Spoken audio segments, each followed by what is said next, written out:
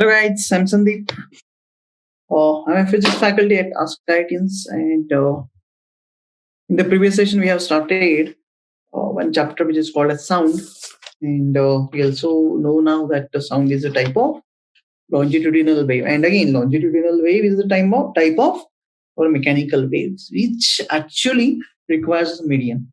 Which are the other waves which do not require the medium? You recall that? Yes, there is electromagnetic, right? Our example is light. Light we get from the sun. So we know that part very clearly now. Okay. Then we also have seen that rarefaction and compression, those occurs. Why those occurs?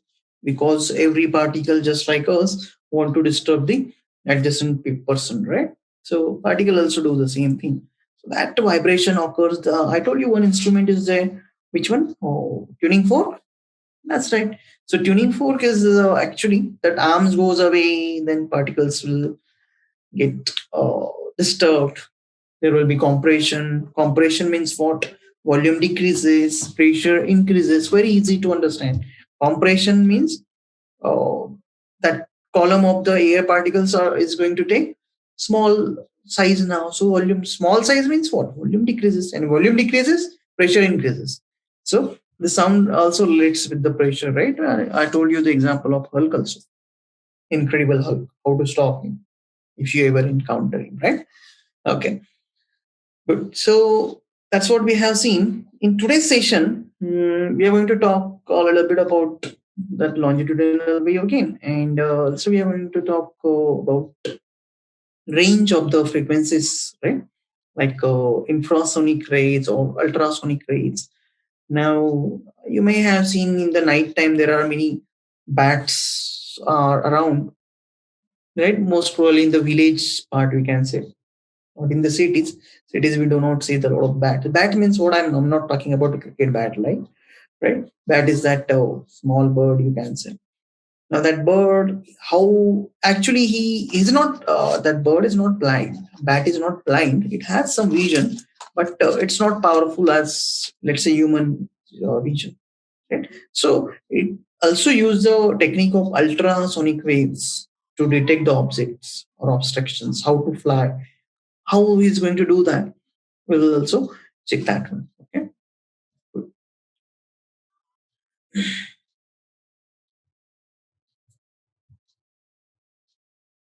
Okay. So in the previous session, I told you to solve this question. Very good question. So hopefully you have tried this. So let's first start our session with this question today.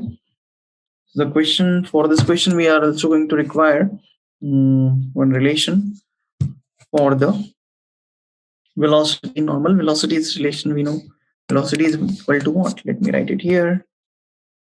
Let's say, yes, velocity is equal to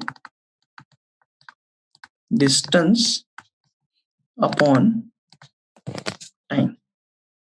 Okay. Now, what we are going to do, let's say there is a well, right? Well is like this, 45 meter. Let's put the water, little bit of water in this well, and now this is 45 or 44 meter, you can say. Now, when the stone is going down, remember, we are going to make two parts here, right? So after 3.12 seconds, you are going to hear the splash, right? That is sound of the splash, we can say, right? So there are two motions actually. The stone is going to go down, which it has some displacement 44 meter, right? We know that part. So let's say it take the time t1 to go down. So we are going to divide this motion in two parts. So let's say first motion of the stone, which is from top to up to water, right? After that, tell me whether stone is going to come up again. No, stone is not coming, right? Who is coming then? The sound of the splash is going to come, right? So this is the second. So first part is stone is going, that take the time t1, and second sound is coming upward, which is with the time t2. right? So now remember, stone speed is very less compared to our sound speed, right? So for the stone's case, we are going to use our kinematic equations. If you do remember, there were three kinematic equations. V is equal to, let's say, u plus at. What are the other ones? S is equal to ut plus half at square. Third one is v square is equal to u square plus 2as, right? So these are the three equations. I know the 44 meter. 44 meter means what? I know the displacement. So let's write first. So for the first motion, this is the first motion. No? Yeah. First motion, let's write S is equal to 44. U means initial velocity. Now this becomes the problem of our mechanics, right? Freely falling objects. So U means initial velocity here at this point is 0. Acceleration is equal to 9.8. We know that part, right? Acceleration due to gravity is 9.8, and we want to calculate time. So which equation can we use? We don't have v, so we cannot use this. We have to use the second. And now let's call this time as t1. T1 means the time taken by object to go down. Okay, so S is equal to what? Let's say S is equal to ut plus half at square. U is 0, so this whole term is going to be 0. This is our 44 plus 1/2 into 9.8 into, let's say, t square. Simple. Good. So that 2 will go on the sides. 42 into 2 divided by, let's say, this 9.8 will become t square. Okay.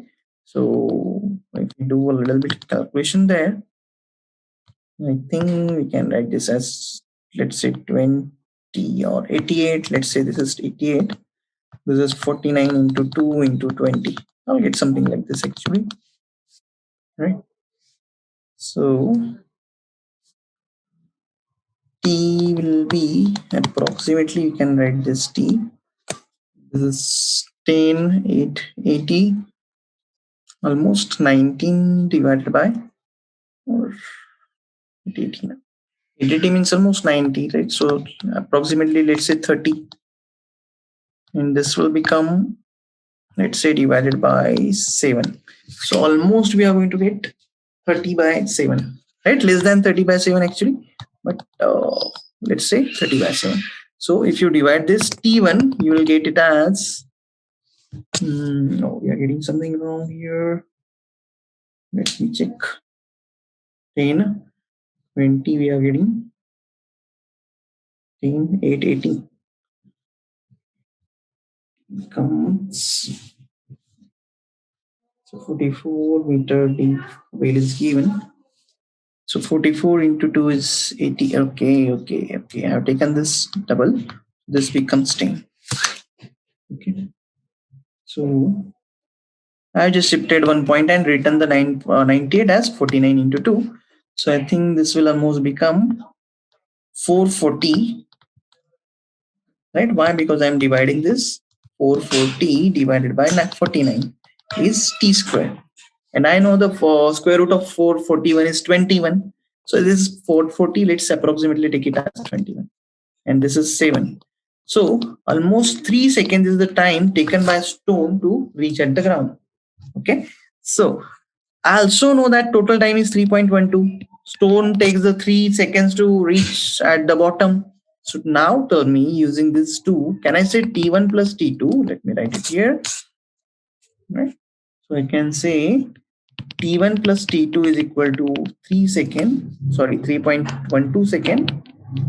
Let's substitute this. 3 plus T2 is equal to 3.12, or T2 is equal to 0.12 seconds. What is the meaning of that? What is T2? T2 is the time taken by sound to go up, right?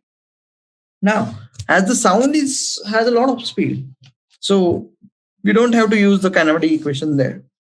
We can directly use the formula. Speed of sound is equal to distance upon time. Now we already have the time. We also have the distance. So let's say 440.12. How to solve this? Put 2 zeros in the numerator. So this decimal point will go. Then can I say this is 1100 divided by 3? Right. Then almost we will get this as 3 3s are 9, remainder is 2. Then 6.67 something meter per second. So this is the speed of the sound we get. Right? So very nice question is there. So should be able to solve this. The second case you can consider. Okay, so finally we can find out the speed of the sound in this fashion. Okay, good. Chalo. So now in this session, what we are going to do? Let's see. So we have to cover these topics. So first, sound as a longitudinal wave. We already know that part, right?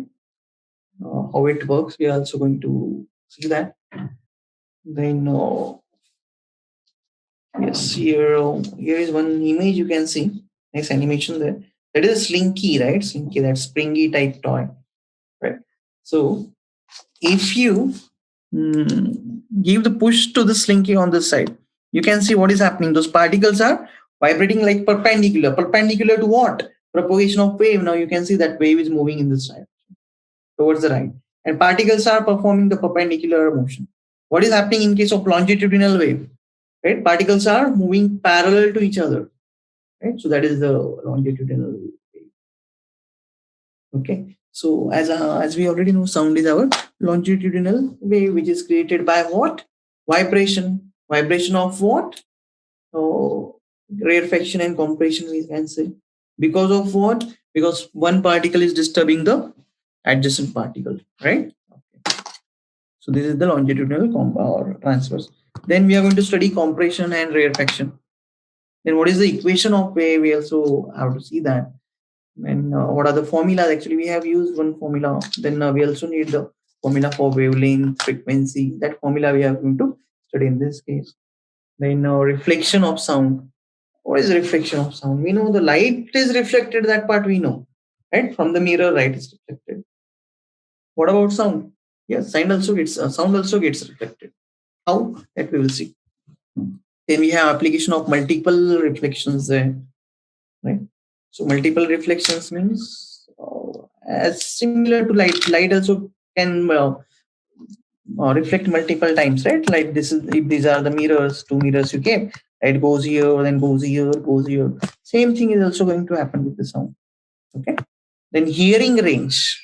Hearing range means what? That we cannot hear all the sounds, right? If you do remember at the start, I told you bat actually uses the sound to detect the object at the night time, right? And that sound is actually the ultrasound. This is the ultrasound actually, which we cannot hear. Now imagine if you could have you hear everything, then it would have been very dangerous for us because bat was emitting ultrasound every time. So I don't think how we could have slept at the night, right? You if you were able to hear the ultrasound, then at the night you would have only heard that ultrasound effect of the bats, right? So that's good thing we cannot hear those sounds, right? Then sonar. Sonar means yes, we are going to see sonar. It also works on the ultrasound, right? So let's start. So first of all, sound as a longitudinal wave. We already seen this type of image, right? What we have to do, we have to put, let's say, one tuning fork, right? I hope you remember the tuning fork. What it does, it arms gets bent like this. We have seen this thing. In actual tuning fork, you're not even those arms are not even visible, right? They are not bending too much or they are not closing too much, right? It will only you will only see like this, right? Okay. Yes. So what they do actually, this air particles, they compress the air particles. So first, let's say first particle gives motion to the second will give motion to the third. Everyone will disturb each other, right? So this is the longitudinal wave, right? And yes, so sound waves in air or any fluid medium, you can say, are longitudinal waves because particle vibrate parallel to the direction of sound wave. You can see they are performing the parallel motion, right? Therefore, we can say that it is a sound longitudinal wave. Okay? Now, compression and rarefaction, yes, we have seen this thing too, right? So, tuning fork, I can see one tuning fork there with the two different arms. And these lines which are very closer to each other, we can call it as compression. What we know about the compression, that velocity decreases, pressure increases, right? What about rarefaction? For rarefaction, we know velocity increases, pressure decreases, right? Good. So, yes. So, what are the definition of compression and rarefaction? You can see the definition on the screen. The region of in a longitudinal wave where the particles are closest together, it's called as rarefaction, compression. And for rarefaction, that particles are farthest apart, means there is a lot of gap between these particles, right? So it is called as rarefaction. And the distance between compression, two compressions you can say. So let's say these are the two compressions, right? So let's find out the center. Suppose this is the center of the first compression. This is the center of the second compression. This distance is actually called as wavelength, right? So what I can say, the distance between two successive compression is called as wavelength. Similarly, for transverse wave, in the previous session, I have told you transverse wave is shown like this. And distance between these two particles is called as wavelength. Same particle, those are called as crest. Right? So we are not going to study about the transverse wave anyway. So simply remember the distance between two crests is called as wavelength. Distance between two compression, we can call it as wavelength in case of longitudinal wave or our sound wave. Okay. So then we have equation. So in wave equation, we have one formula in which wave speed, we can connect the wave speed with the rate of change of pressure and density at the normal pressure, right? So actually, this is the lambda you can see, right? So this actually the perpendicular wave. This is our transverse wave actually they are showing here. Okay, and one formula is there, which is actually given by Newton, means equal to root P upon rho, right? Where this P, Newton called this as pressure or elasticity of medium. So this is the one formula Newton's gave us. Yes, Newton is everywhere, not only in Apple, falling of Apple. Newton studied everything, right? Mechanics, then sound, then he also studied planets and all those things, right? So here also he studied and he said the velocity of sound should be under root P upon rho, right? Where P is the pressure and rho is called as density. So this is the density. But actually, he did some calculations there, and he substituted the value of pressure, whatever pressure is there, then rho of the medium. He got the answer as 280 meter per second. 280 meter per second is the velocity of sound. This is the Newton's formula. This is the Newton's formula. Well, Newton said that the speed of the sound in air is 280 meter per second. Right? But actually, when the scientists performed the experiment to check what is the speed of the velocity, speed of the sound, right? If you do remember, in the previous session, we have seen that velocity of sound at the room temperature is 346 meter per second, right? And Newton said it is 280 meter per second according to his calculations using his formula, right? So what can we say? Newton was wrong, right? So we can say here Newton was wrong. Yes, he made a mistake there, right? So very simple. If Newton can do the mistake, then obviously we should not shy to do mistake, right? But we should try to solve the questions, problems, right? Yes, so Newton also did some mistake there. So there was another scientist which is called as Laplace, right? And he corrected this equation a little bit. He just changed. Newton was not completely totally wrong. There was only one factor that Laplace scientist included there. That is gamma, where gamma is called as adiabatic constant. Now, what is adiabatic? We are not going to go into the detail of that. Just remember, adiabatic means that heat will get exchanged when the sound is flowing, right? So just remember right now that Laplace just added that gamma. So it is famous as Laplace correction. Newton was wrong, but not completely wrong. Formula was almost correct, only that gamma part is remaining. And after that, Laplace put some values in that, and he almost got 332 meter per second velocity, right? Which is again, is almost same to velocity of sound, right? Which is verified by the scientist. Okay, so this is the one of the formula of the velocity of sound. Then one more equation we are going to use here is this is a relation between velocity of sound, frequency into wavelength. Wavelength is represented by lambda, right? So this is the formula we are going to use to solve one of the questions. So this is velocity of sound. This is what? Frequency of sound. And this is wavelength. What is the frequency of sound or time period, right? So just remember, time period means what? To complete one setup for let's say motion. So consider second hand wants to complete one whole circle, right? So how much time it will take? It will take, let's say, 60 seconds. Very simple, right? Second hand needs 60 seconds to complete one circle, right? Okay. Similarly, minute hand will take almost 1 hour to complete the circle. That is called as time period.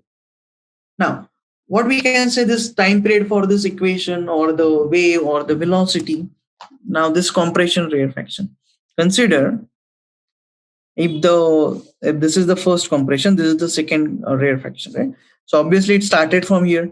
So after this part, right, after this tuning fork started, one compression and one rarefaction came out from the medium of the particles.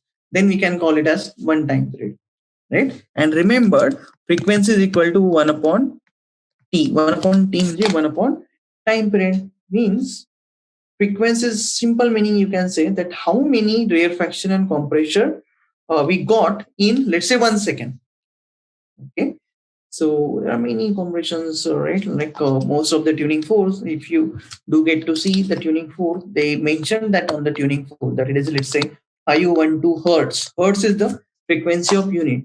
That means in 1 second it is going to rotate like this in 512 times.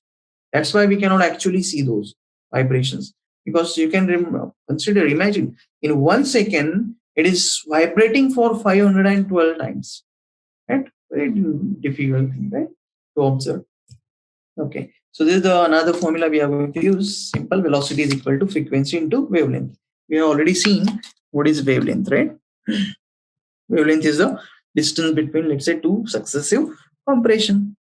Okay, here also you can see or the same point, suppose it, you can see these 2 points are always in same phase, right? You can see they are always going upward together. Consider this point at this point, and this is the second point. They're always going to get together same time, always going down same time. So they are in one phase, we can say distance between them is lambda. Similarly, for longitudinal, we can say distance between two compression will be lambda. Lambda means what? Wavelength. Okay. Sure. So there's the two formulas. One will be the Newton's law, which Newton's was did some mistake there. Laplace corrected that, right? Okay. Second one is the velocity is equal to frequency into wavelength. Now let's move to the next part. Next part is a reflection of sound. So what is that? So we already know that if you use the mirror, light will get reflected, right? Will sound get reflected? For that, you can do this small experiment. What you have to do, very simple. Right? This is the wall, this is the table. Put one clock. Clock means obviously alarm clock you can use, right? So that and put one small pipe here. We do have the pipes at our home, right? Or pipe. So one of the pipe put here and put it somewhere here. Right? Then we can draw one normal. If you do remember in the mirrors case also, we have that normal around each, that rays getting reflected like this. The IR, right? Okay. Similarly, for about this normal, we can say this is the angle of incidence I. This will be your angle of incidence or reflection. We can say again this angle should be same again, right? This is same as that of light. So yes, if you what you have to do, put one pipe like this, so sound will travel through this pipe, get reflected at this point along with through the same angle, and keep the another pipe here. You can hear the sound from here. This will prove that yes, the sound also get reflect as that of your light. Similarly, here also in this diagram you can see there is a mega horn there, and if this alarms, if you speak something from this, then what will happen? This is the, let's say this is the wall, and for the wall, obviously we can draw one normal like this, right? And it will get reflected. Okay. So same thing now. Again, we can also, if you want, we can say the law of reflection or of the sound. What are the laws? Again, we can say incident ray and reflected ray and normal lie on the same plane. And second law, we can say angle of incident and angle of reflection is same. So we can use the same law of light here also, right? So sound also behaves similar to that of light. Simple. So what are the uses or applications of these reflection of sound? Right here you can see two uses, right? So consider you're sitting, let's say in theater. In theater, there is a big screen, right? On which there is movie going on. Superman, Iron Man, Avengers, right? Now, there must be something, speaker must be somewhere, right? Speakers are producing sound.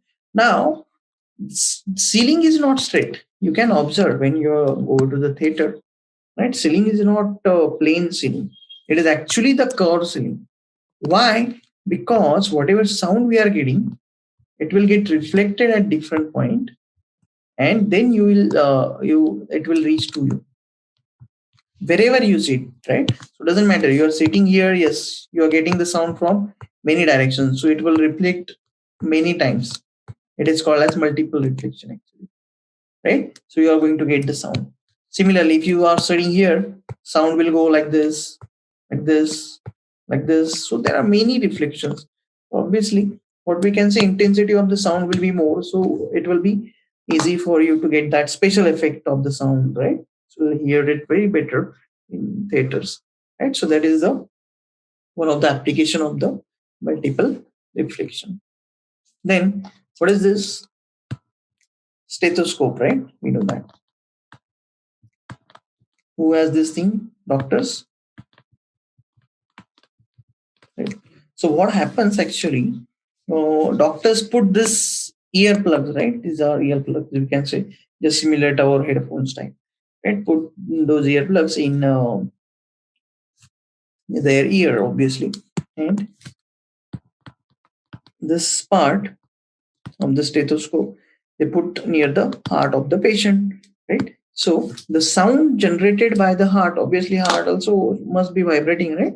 So if it is vibrating, this portion captures the sound, and this tube, this sound is actually transferring or reflecting, we can say like this. This is the tube, right? So it is reflecting like this. Multiple reflection occurs in the tube. Then it goes towards the sound of the doctor. Then he will say yes, whatever are the sound is good or no, whatever, right? So like that. So these are some applications of the multiple reflection, you can say. Then next part is there are some frequencies, right? We already talked about the frequencies. So what frequency of the sound actually we can hear? We cannot hear all the frequencies. I told you initially also. This is the bat, right? You can see it, that black bat, which is always inverted on the tree, right? So that bat actually produces the ultrasonic sound. We cannot hear those. How much we can hear? You can see here, human audible range is from, let's say, 20 hertz to 20,000 hertz. What is the meaning of that? So consider, if you take the tuning fork, we remember that tuning fork, and stuck it on the rubber band. What will happen? Oh, it will, that I told you that one tuning fork, let's say 512 hertz, so it will vibrate. That arm will go on and off for how much? 512 times in a 1 second, right?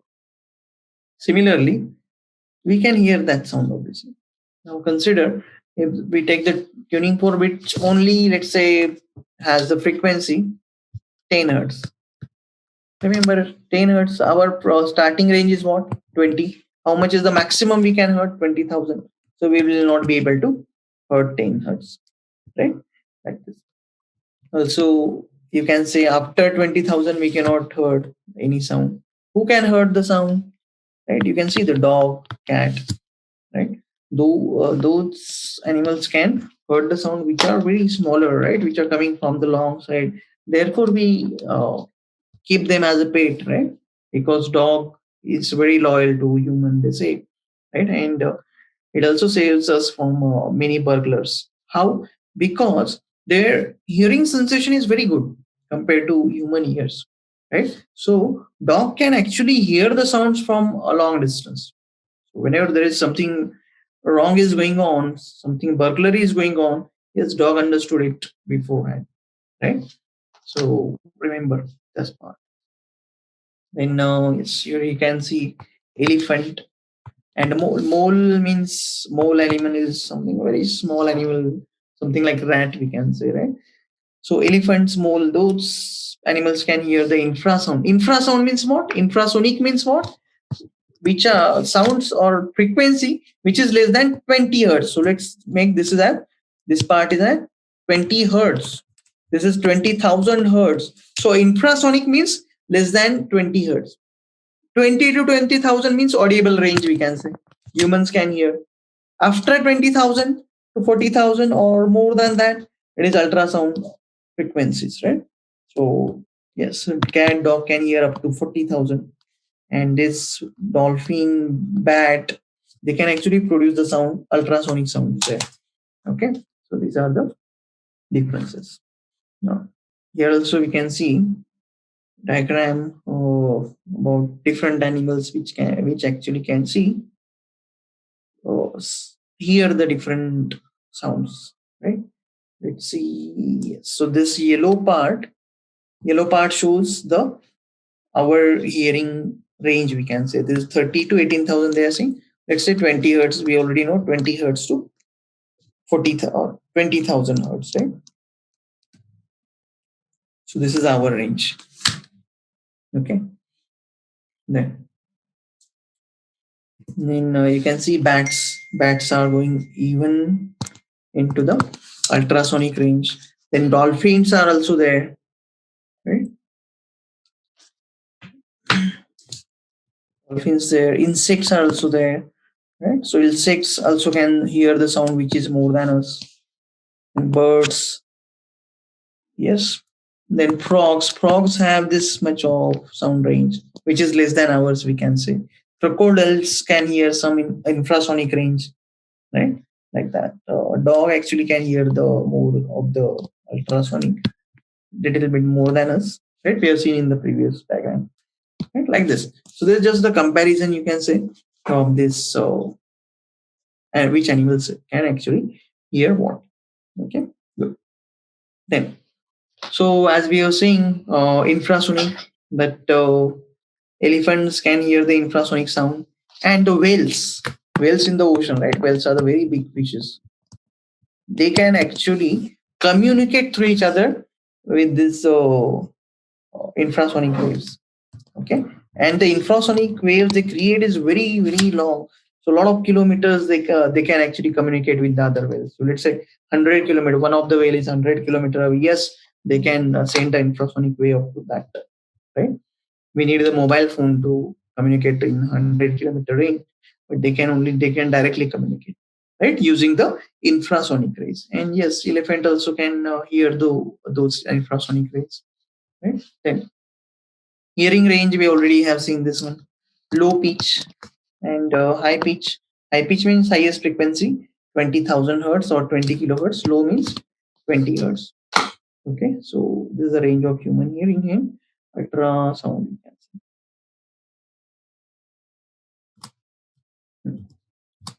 And ultrasound. Now this is the bat we were talking about. How he can actually locate the object. As I said, bat is not blind actually, right? Some people say that bat is blind, but no, bat is not blind, but its vision is not so powerful. So at the night, obviously we cannot even see that at the night. So bat's vision is not very proper. So bat also cannot see anything in the night time. So how it is flying if the bat cannot see, right? So he uses the ultrasonic waves, ultrasound. So bat is capable of producing the ultrasounds, right? So this yellow color you can see is the ultrasound there, right? And obviously, whatever ultrasound is producing, if there is object, this insect, right? Bat eats the insect. That part we know, right? So this insect is come inside between this, let's say, ultrasonic sound which bat produced, right? Got reflected. We already know that now sound also reflects like a mirror, light. Even the light requires a mirror. Sound even doesn't require the mirror. It also reflects on the wall and on normal objects like this also, right? Okay. So only this amount of the ultrasonic wave reflected will be that striking with the object. So only this part we can say, right? Only this part is striking, not this part. This part is going to go anyway as it is, right? So again, after that will get reflected towards bat.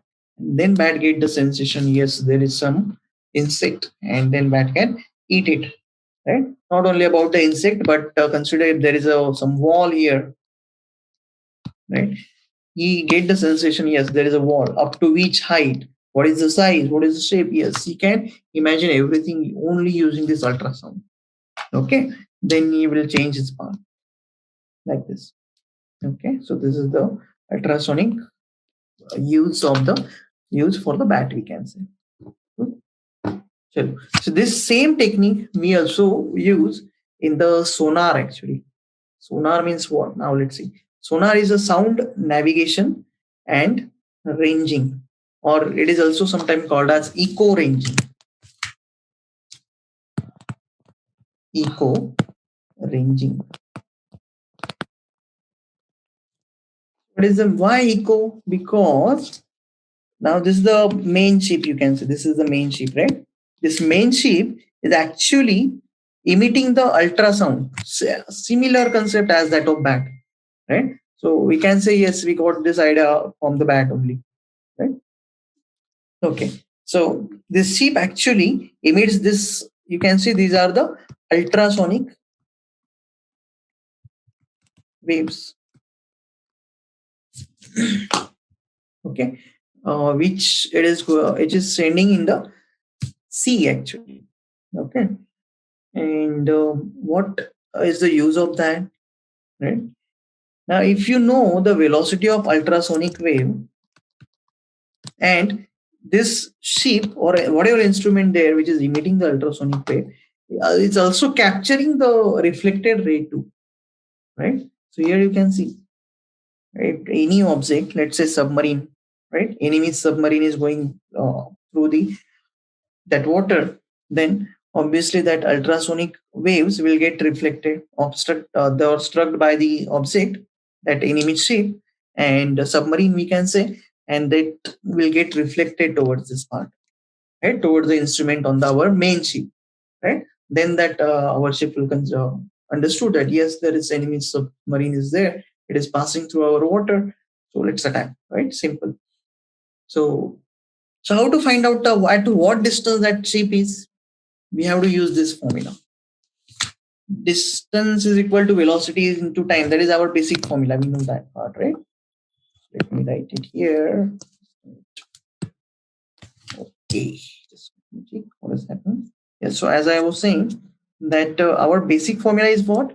Distance is equal to velocity into time. But here, what we can see, the formula, they have changed the formula. That is 2 times distance is equal to velocity into time now. Why is it like that? Right? So let's see.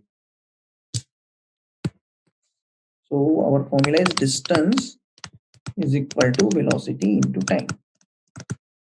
Now, what is happening? You can see when the ship actually found the submarine's object, you can check that those ultrasound are not only going, but they are reflecting back. So what we can say, that ultrasonic waves are actually covering the double distance there. Therefore, we are using the 2 times of d there, right? So remember this formula in case of sonar. We have to use this formula to solve numericals. Okay, so this is how we can get the distance what distance is, because we already know the velocity, right? Then a time that can be measured by the instrument on the ship. And once we know this, just calculate this one and just divide it by 2. We will understood whatever is the distance of the enemy's submarine, right? Similar thing we can also use to measure the depth of the ocean. Depth of the ocean means, consider now this end is called as seabed. This is called as seabed. So what is the depth of the ocean? How to measure that? Again, send the ultrasonic waves from our main ship. They will go here and get reflected from the seabed. Again, come back. Right. So whatever distance, right? Let's say this is the h distance. So what I can say, ultrasonic wave have traveled it 2 times. So let's take 2 times h is equal to velocity into time required. Right. So we can also find the depth, right, of that sea or ocean, we can say. And in the ground, we can call it as seabed. Okay. Sure. So next. So this is about the sonar. Remember, it is called as sound navigation and ranging technique. Okay. So let's move next. So question says distinguish between transverse wave and longitudinal wave. Yes. So we also have the answer here. So we have seen that particles in the medium vibrate right angles, or you can say perpendicular. Perpendicular to what? You have to mention that too. Particles of the medium vibrates perpendicular to propagation of wave. To propagation of wave. So either write perpendicular or at right angle. Same thing, right? Perpendicular means 90-degree angle. Here in longitudinal, particle vibrates parallel to the direction of wave. We know that. Then here compression, rarefaction are there. Here crest and troughs are formed. So I told you that this is the transverse wave. So we can call this as crest and this is trough. Right. So if you want, you can draw one diagram also here in the differentiation. This is the diagram, and this is the diagram in rarefaction, compression, rarefaction, compression. You can draw one diagram in the differentiation also. Then, for example, water waves. Right. I told you in the previous session, in the pothole, if you drop the stone, what will happen? Ripple will generate. Ripple is water waves. Longitudinal waves are sound waves. Okay, so this is the basic difference you can say. Then, assuming the speed of sound in air is 345 meter per second, so V is given 345 meter per second. Frequency is given how much? 10 hertz. Determine the lambda of the infrasonic sound wave. So what formula we can use? V is equal to F into lambda, right? So V is how much? 345. This is 10. Find out the lambda. So lambda is equal to, simple calculations there, right? 345 divided by 10. Or I can say it is simply 34.5. What is the unit of lambda? I told you the unit of frequency is hertz. Now lambda is what? Lambda is nothing but wavelength. Wavelength or distance. For distance, we have the unit meter. Give the meter unit. Simple question, right? Now, let's try this one. A ship sent ultrasound that returns from seabed. Now, we already just have seen this concept of sonar, right? So consider this is the ocean, and seabed means what? I told you. Seabed means, let's say, ground, final ground, where the Earth's starts or ground start, we can say. So see, this is the seabed. Is detected after 3.42 seconds, right? So this ship is sending the ultraviolet light like this, right? It will reach at the seabed, and also it is going to return back to what? That instrument on the ship, or ship, we can say.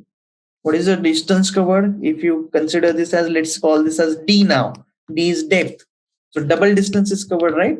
So formula I know, double distance is velocity into time. So time is given. If the speed of ultrasound, speed is also given. What is the distance? Very simple question now. So velocity is how much? 1531 into 3.41, 42, right? So if let's take this 2 onto this side. Okay, so I think I will get 1531 into, let's say, 1.71. Chalo, let's do this rough calculation somewhere. So 1531 into 171, right? We will give the decimal point afterwards. So this becomes 1351, 07, 21, then 37 and 10. This is double zeros there, 1351. Let's add this all. So I think we are getting this value 261,801, and the two decimal points are there.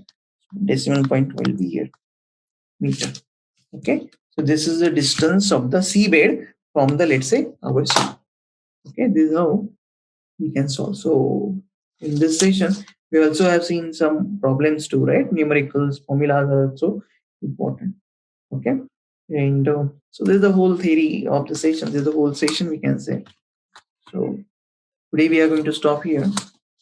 So do one thing, try to solve as many numericals as you can on this. Also see that what is the infrasonic, what animals can hear those waves, right? Humans range is what? So in exam they could ask you what is the humans range of the hearing. You should know that is 20 hertz to 20,000 hertz. Okay, so all this thing, just go through it once, try to solve as many numericals as you can, and if you do have any queries or any doubt, put them in forum. Okay, anyway, sure. So anyway, we'll stop here. Thank you very much. Have a nice day.